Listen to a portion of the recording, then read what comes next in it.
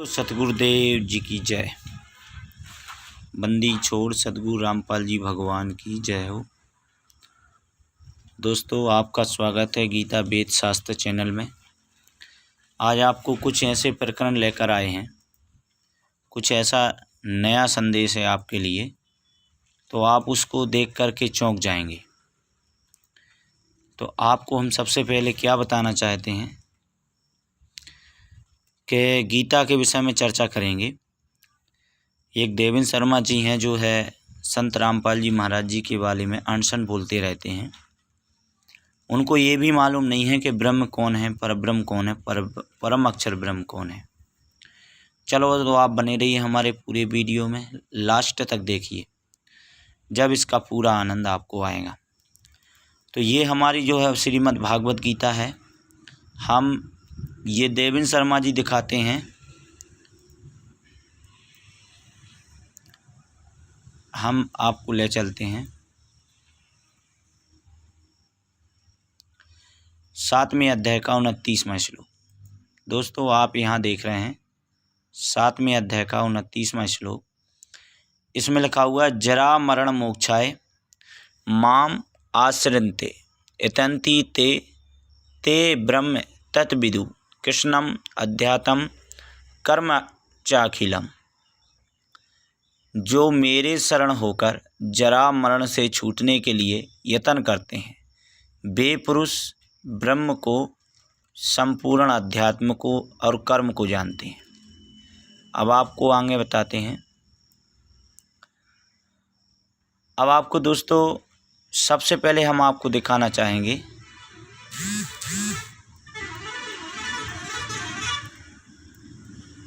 8वें अध्याय का एक पहला श्लोक है 8वें अध्याय का। तो उसमें पूछा है अर्जुन ने, किम तत् ब्रह्म किम अध्यात्म किम किम पुरुषोत्तम, वह तत् ब्रह्म क्या है। तो यहाँ 8वें अध्याय का हमने डायरेक्ट तीसरा श्लोक ले लिया है। तो इसमें बताया कि अर्जुन से भगवान श्री कृष्ण काल ब्रह्म कहता है कि अर्जुन, परम अक्षर ब्रह्म है वो जिसके विषय में मैंने 7वें अध्याय के 29वें श्लोक में कहा कि अगर आप वृद्धावस्था और मृत्यु से छुटकारा चाहते हैं, जन्म और मरण से, तो जो आप है परम अक्षर ब्रह्म की भक्ति करें।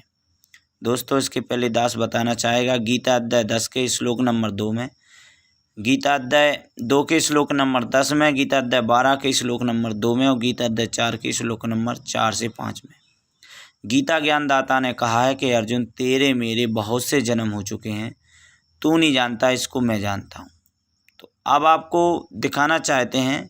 तो यहाँ पे ये परम अक्षर ब्रह्म कोई और शक्ति है जिसके विषय में गीता के बोलने वाला भगवान कहता है कि अर्जुन, वह परम अक्षर ब्रह्म है जिसकी शरण में जाने के बाद जन्म मरण नहीं होता।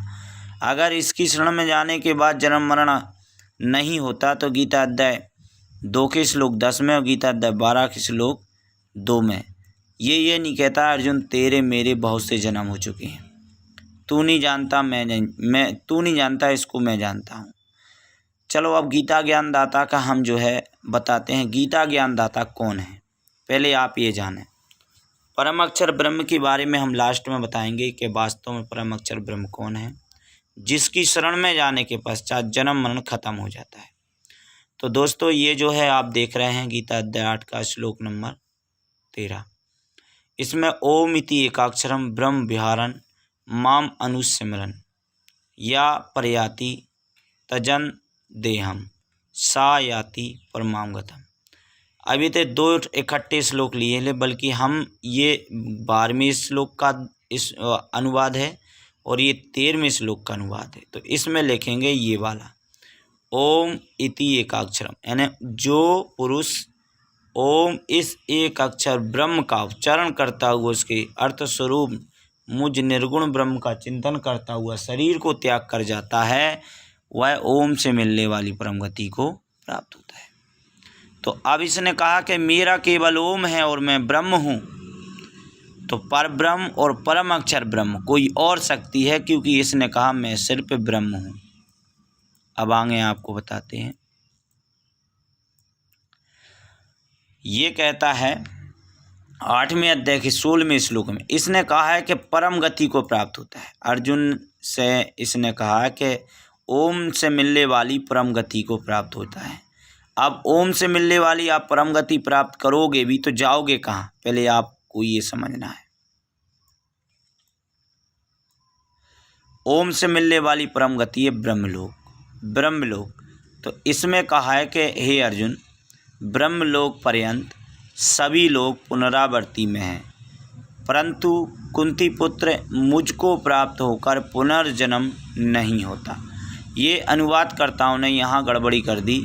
ये विद्यते अर्थ है, विद्यते धातु है एक, तो इसका अर्थ होता है जानते। जो ये नहीं जानते कि मुझे प्राप्त होकर भी पुनर्जन्म होता है अर्जुन, वे ब्रह्मलोक पर्यंत, ब्रह्मलोक से लेकर सभी लोक नाश में हैं, पुनर्जन्म में हैं, यानी कि वो नष्ट में हैं, विनाश को प्राप्त होते हैं। ब्रह्मलोक से लेकर सभी लोग विनाश को प्राप्त होते हैं, तो ब्रह्मलोक भी विनाश को प्राप्त होता है। इससे तो ये सिद्ध होता है। अब ये कहता है कि मुझे प्राप्त होकर पुनर्जन्म नहीं होता, तो इसको हम आपके कंसेप्ट क्लियर करते हैं। ये है श्रीमद् देवी भागवत। हम इसके आपको ले चलते हैं प्रश्न नंबर 55 पर, अध्याय 4। इसमें आप देख रहे हैं विद्यते धातु है, विद्यते एक धातु है, अत कथम पत्नीम, और इसमें ताम ना वैससी वे अत्सी महीपते। अब इसमें क्या है कि देखो ये श्लोक कहाँ ख़त्म हो जाता है, ये 50वां है, ये ऋषि उपाच। तो हम यहाँ देखेंगे ऋषि उपाच, तो हम कहाँ पढ़ रहे हैं, हम यहाँ पढ़ रहे हैं। ये दूसरी लाइन छोड़ दी, पहली लाइन छोड़ दी, दूसरी लाइन पढ़ रहे हैं। ये पहली लाइन यहाँ ख़त्म होती है, दूसरी लाइन यहाँ। आप उसे नहीं जानते, क्या आप उसे नहीं जानते। इसमें विद्यते धातु का जो अनुवाद है जानते शब्द किया है। तो संत रामपाल जी महाराज जी ने भी अपनी गीता में भी यही अनुवाद किया है, विद्यते अर्थ का होता है जानते। तो यहाँ स्पष्ट है विद्यते का अर्थ जानते। एक बार फिर देखें, ये विद्यते धातु है ये वाली, और वहाँ इसका अर्थ है जानते। क्लियर हो गया। अब आपको हम दिखाते हैं, वहीं ले चलते हैं।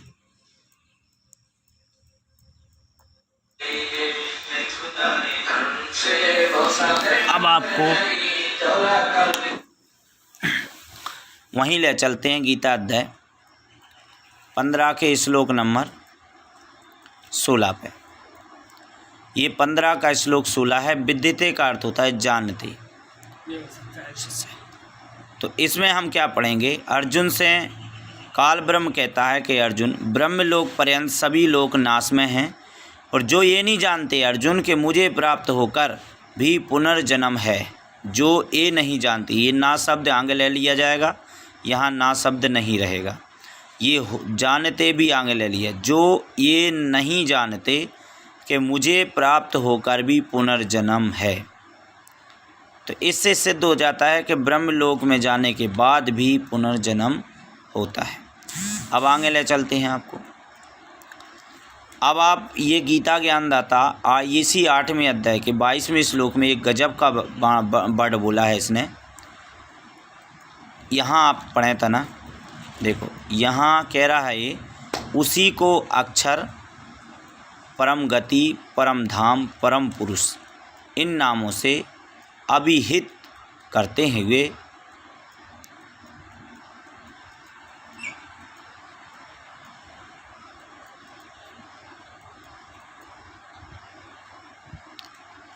अनन्य भक्ति को इस परम पुरुष की प्राप्ति का उपाय बतलाता हूँ।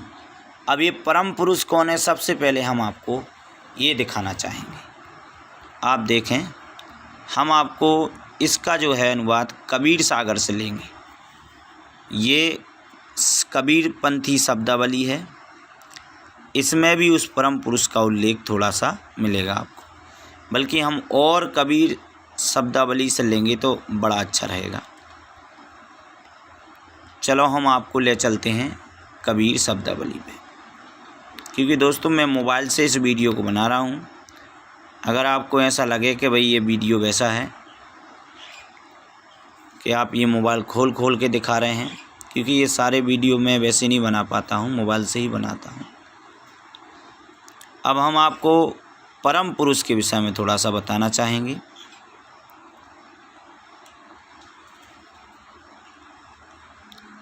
चलो यहाँ देखेंगे, यहाँ आप वाणी पढ़ रहे हैं, ये वाणी है, पहले यहाँ से लेते हैं, यहाँ से लेते हैं। अखंड आरती खंड ना होई, ये धनी धर्मदास कबीर बलगाजे।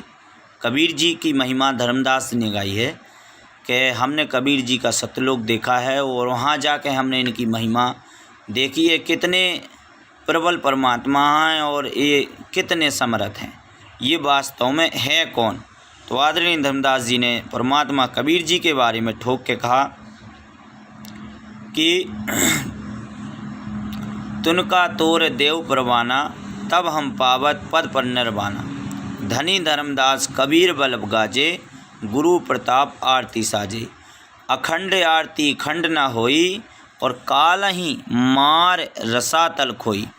अब काल परमात्मा को ये कबीर जी मार के रसातल में डाल देंगे बांध करके। कहते हैं खंडित पिंड 21 ब्रह्मंडा, एक काल ब्रह्म के, ये जो गीता ज्ञान दाता है जिसके बारे में देवेंद्र शर्मा कह रहे हैं कि ये परम पुरुष है, पर ब्रह्म है, वो 21 ब्रह्मांड का स्वामी है। देवेंद्र शर्मा को भी कुछ भी ज्ञान नहीं है, ये तो डपड़ी पीट रहा है। ठीक है, वो अपने स्टार से कुछ भी बता रहा हो, अपन को उसका विरोध नहीं करना, बाकी उसके ज्ञान का उत्तर दे रहा हूँ, दोष नहीं रखता उससे।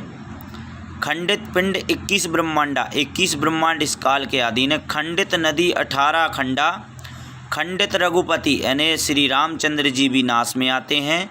खंडित रावण, खंडित कृष्ण वीर बलि बावन यानी कि श्री कृष्ण जी मर जाते हैं।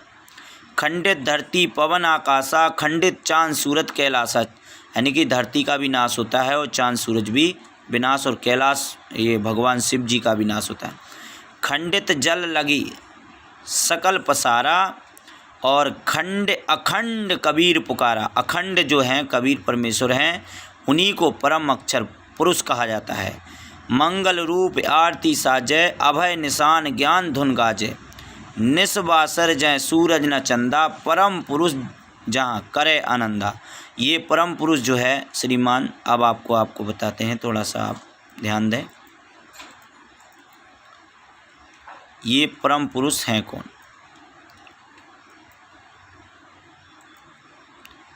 ये यहाँ पर इस पे स्पेशल बात कही है कि आरती आरती सत्य कबीर तुम्हारी, दया करो जाऊं बलहारी। तो यहाँ पे क्या क्लियर हो गया कि यहाँ कबीर भगवान ही परम पुरुष हैं। और देखें, यहाँ देखें परम पुरुष परमात्म, दूर दूर दूर, परम पुरुष परमात्मा चीना कहें, कबीर हिरंबर होए, निरख नाम ने चीनो सोए। आरती सत्य कबीर तुम्हारी, दया करो जाऊं बलहारी। यानी कबीर भगवान की आरती हो रही है, कबीर जी को ही परम पुरुष कहा जाता है। चलो अब अपन आते हैं अपने विषय पर। अपना विषय है यहाँ, तो यहाँ पर भी उसी कबीर भगवान के विषय में थोड़ी जानकारी दी है। यहाँ लेते हैं, यहाँ क्या बोला है, कबीर पंथी शब्दावली प्रश्न नंबर 220 पर संभार है। इसमें आप देखेंगे, मूल नाम सत्य पुरुष का, पोहप दीप में वास, सतगुरु मिलें। यहाँ देखें, सतगुरु मिलें तो पाइए पूर्ण प्रेम विलास। अब आगे सुने, परम तत्व पहचान सत साहेब गुण गावे। सत साहेब कबीर जी को कहा जाता है। आगे, अजर अमर बिन से नहीं सुख सागर में बास। कहते हैं केवल नाम कबीर है गावे धनी धर्मदास। अब आपको क्लियर हो गया कि जो परम पुरुष हैं वे कबीर जी हैं। चलो अब आगे हम आपको बताते हैं।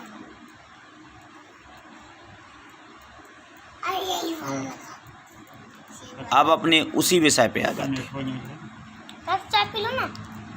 यहाँ पे गीता अध्याय 8 के श्लोक नंबर 22 में कहा है कि वह परम अक्षर ब्रह्म है। दोस्तों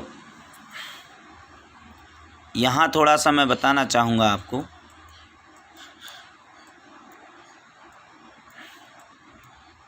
ये जो इन्होंने एक श्लोक लिया है गीता अध्याय 15 के,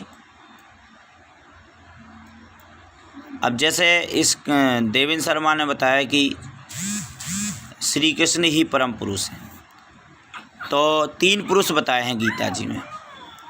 परम पुरुष तो कौन है उसके विषय में हम आपको बताना चाहेंगे। ये गीता ज्ञानदाता तो ब्रह्म हैं, गीता अध्याय 8 के श्लोक नंबर 13 में बताती है। अब आपको परम पुरुष के बारे में जानकारी दी थी, परम पुरुष बताएंगे कौन। अब 15वें अध्याय के 16वें श्लोक में हम देखेंगे, द्विमु पुरुषे लोके क्षर अक्षर च सर्वाणी भूतानि कूटस्य अक्षरे उच्यते। इसमें कहा है कि इस संसार में नाशवान अविनाशी, इस संसार में नाशवान और अविनाशी 2 प्रकार के पुरुष हैं। ठीक है, संपूर्ण प्राणियों के शरीर तो नाशवान, जीवात्मा अविनाशी कहा जाता है। आगे पढ़ें, उत्तम पुरुष तो अन्न परमात्मा इति उदाहरते। उत्तम पुरुष तो अन्न ही है जो तीनों लोकों में प्रवेश करके सबका धारण पोषण करता है। अविनाशी परमेश्वर और परमात्मा इस प्रकार कहा है। तो अविनाशी परमात्मा की चर्चा चल रही है, क्योंकि हमने कबीर वाणी में पढ़ा है कि खंडित काल ब्रह्म 21 ब्रह्मांडा, यानी खंडित काल भी है और 21 ब्रह्मांड उसके सभी नाश में आते हैं। गीता अध्याय 8 के श्लोक नंबर 16 में भी कहा है कि अर्जुन ब्रह्मलोक से लेकर सभी लोक नाश में आते हैं, यानी कि ब्रह्मलोक में जाने के बाद भी आपका जन्म मरण होता है। और अब आपको बताते हैं कि परम अक्षर पुरुष कौन है, पर ब्रह्म कौन है और ब्रह्म कौन है, क्षर पुरुष कौन है, अक्षर पुरुष कौन है, परम अक्षर। थोड़ा हम क्षर पुरुष के बारे में बताएंगे, क्षर पुरुष वास्तव में है कौन। चलो हम ले चलते हैं आपको गैलरी पर। ये हमारी गैलरी है और हम इसमें ले चलेंगे आपको गैलरी। देखेंगे यहाँ आप देख रहे हैं, हमने ये एक महामती की वाणी वो करी है।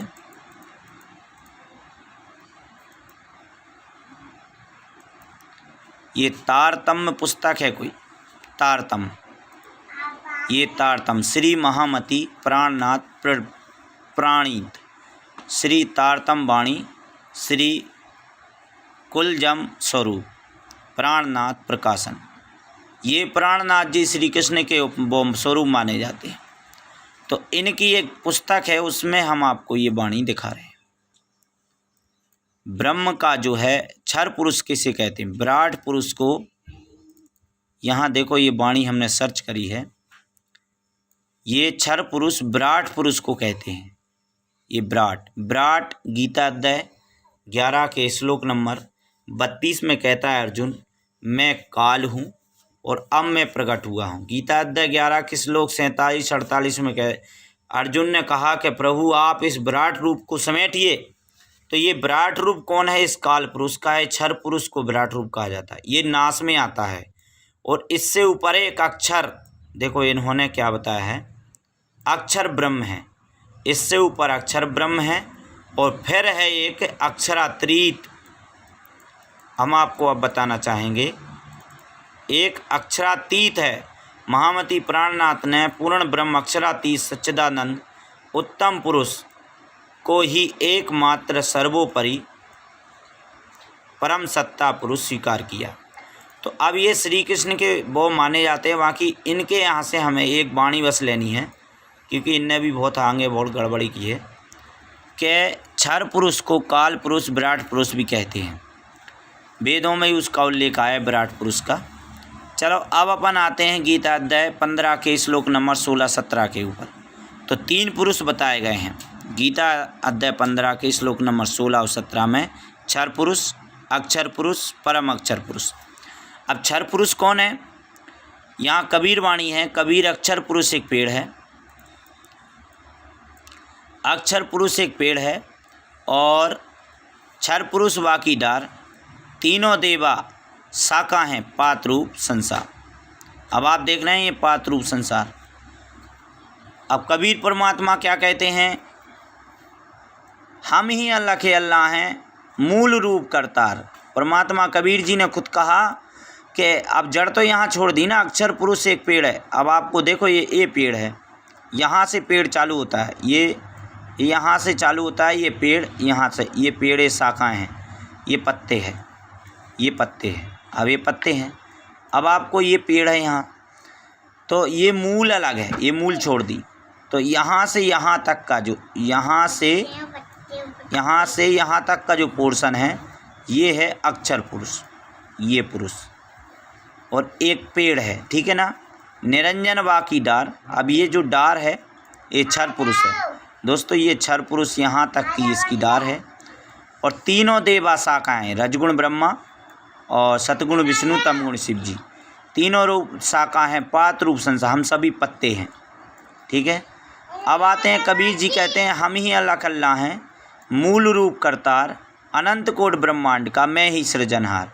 कबीर परमेश्वर जी अपनी खुद वाणी में कहते हैं कि मैं खुद मालिक हूँ, सारी सृष्टि का करतार हूँ और मैंने ही सारे ब्रह्मांडों की रचना करी है। अनंत करोड़ ब्रह्मांड का सृजनहार मैं ही हूँ खुद, मेरे से ऊपर कोई नहीं है। तो अब आपको यहाँ से क्लियर हो गया कि ये ब्रह्म कौन है, अक्षर ब्रह्म कौन है, परम अक्षर कौन है। चलो आगे अपना विषय है, अपन गीता ज्ञानदाता की उत्पत्ति किससे हुई वो देखते हैं। ये है एक पुस्तक, ये गंगाधर बाल, इसमें लिखा हुआ है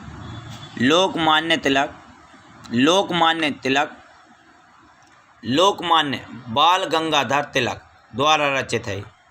तो शॉर्टकट में लोकमान्य तिलक भी कहा जाता है इसको।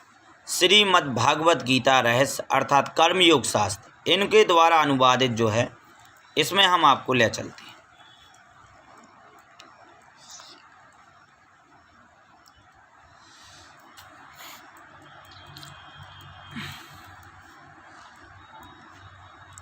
तो अपन आ गए हैं,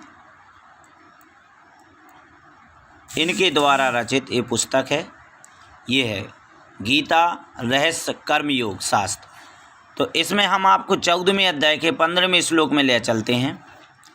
इसमें लिखा हुआ ब्रह्म उद्भवम विद्धि ब्रह्म अक्षरम समुदाय भवम तस्मात् सर्वगतम ब्रह्म नित्यम यज्ञे प्रतिष्ठतम। इसमें लिखा हुआ है कि यह जान ले कि कर्म की उत्पत्ति ब्रह्म से।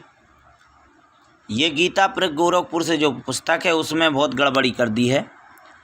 कर्म की उत्पत्ति ब्रह्म से अर्थात अक्षर से, और परमेश्वर से उत्पन्न ज्ञान। अक्षर का इसमें कोई रोल नहीं है, परम अक्षर का रोल है।